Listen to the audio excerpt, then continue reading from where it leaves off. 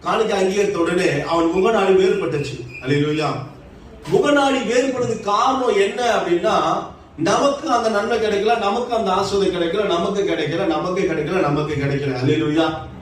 எனக்கு மேன்மை வரல, எனக்கு உயர்வு வரல, எனக்கு இந்த நான் கேட்டது கிடைக்கல, அவனுக்கு கிடைச்சிச்சு. இது எப்படி சொல்லுவோம்? போராட்டம் சொல்றதா, கெட்ட சொல்றதா, அவளை எரிச்சல் அடைய சொல்றதா? அல்லேலூயா. தேவன் சொல்றாரு, ஏன் எரிச்சல் அடைகிறாய், ஏன் அவன் மேல எரிச்சல் ஆகுற, ஏன் முகநாடி வேறுபட்டுச்சு அப்படி கேட்கிறாரு.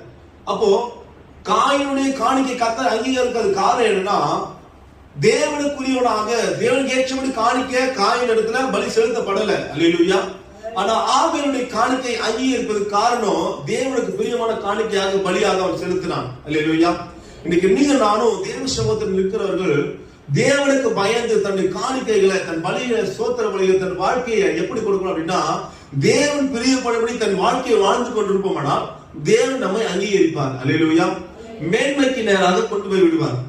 இன்னைக்கு ஒருவர் மேன்மை அடைஞ்சிட்டாங்க அப்படின்னா, ஒருத்தர் உயர்த்தி பேசிட்டாங்க அப்படின்னா, தனக்குள்ள என்ன ஆகுது அப்படின்னா, ஒரு எரிச்சல், அல்லேலூயா, ஒரு போராமை, ஒரு வஞ்சகம், அல்லேலூயா, நிறைய காணப்படும்.